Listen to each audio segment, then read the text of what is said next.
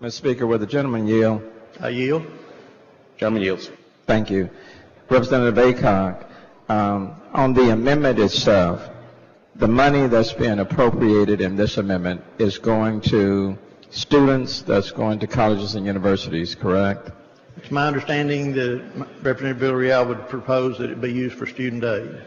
This is financial aid, like Texas grants, Be On Time, work-study programs. $6.2 million, yes.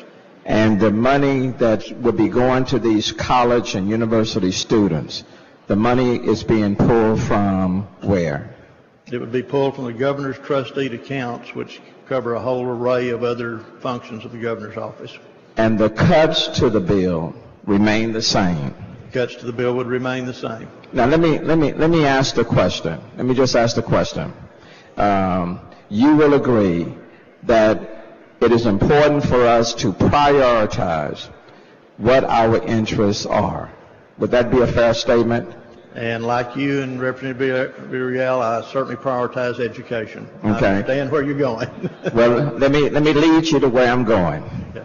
If this body had to choose between providing financial aid to our college students and universities and leaving money in a governmental agency like the governor's trust account, tell me which one do you think would receive a higher priority?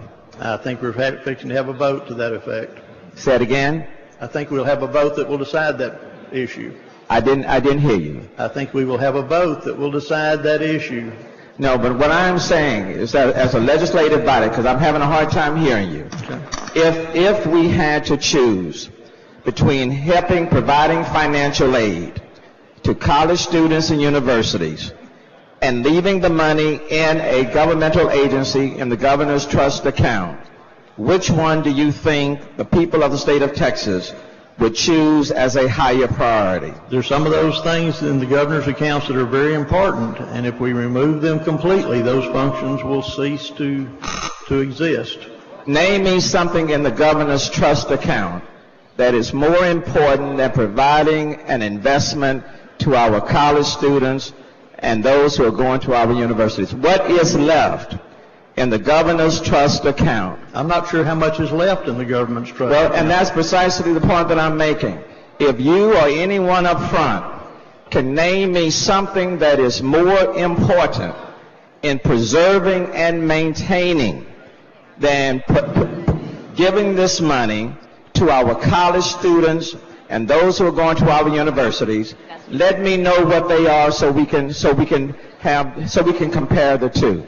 I just had one suggestion whispered in my ear about disaster funds for folks along the coast when there are disasters down there. There are many programs that affect the entire state in the governor's office. And yes, I understand these are painful cuts about education and about especially student aid. But in a program that had $300 million last time that's been painfully cut, this $6 million devastates some of these other programs for a difficult situation and actually allocating the money between now and the end of the year. Please explain to us how any money set aside for disasters, okay, that have yet to occur. But we know that, for example, there is not $1 in HB1 for Texas grants. There are 80,000 students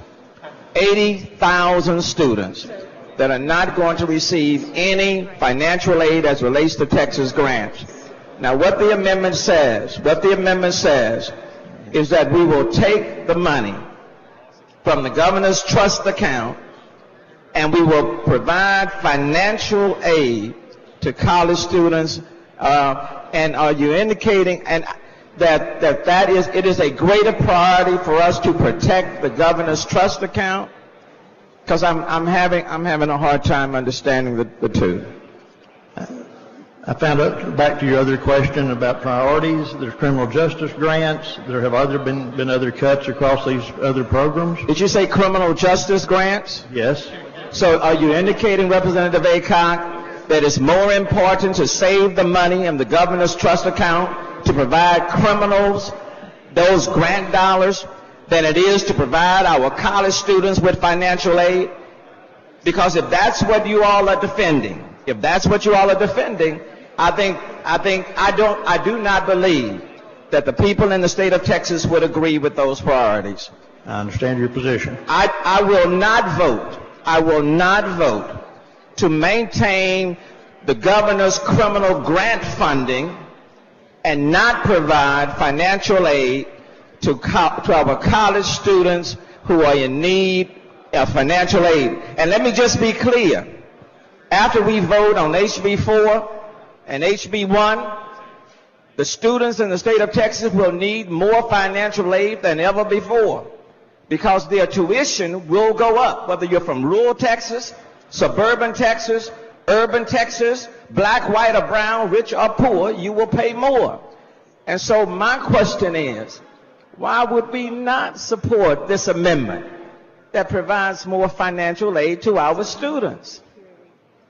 Why are we more interested in protecting the governor's agency than in providing financial aid to our students?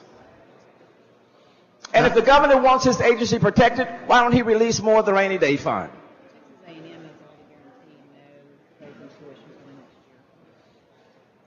Since we've been talking, I've gained some information here. Let me convey that in response to your question, if I may.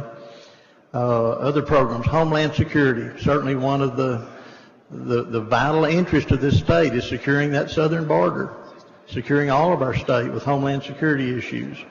The criminal justice grants have been mentioned. Disaster funding has been mentioned. Some of the colleges, including A&M, have already guaranteed that they will not increase their tuition. And yes, I will work with you to try to find money for student aid. I think it is critical. But I do not believe we can decimate all these other programs for $6 million in a program that has over $300 million of needs. Well, let me just say, I respect you highly, Representative Aycock, and for all of you who are defending these cuts. But I don't believe that there is a greater investment than to invest in our young people from pre-K to 12th grade and to invest in our college students and those who are going to our community colleges. And so I think the governor can defend his agency himself, but I believe when it comes to this amendment, I think the priorities are out of whack. My respectful opinion.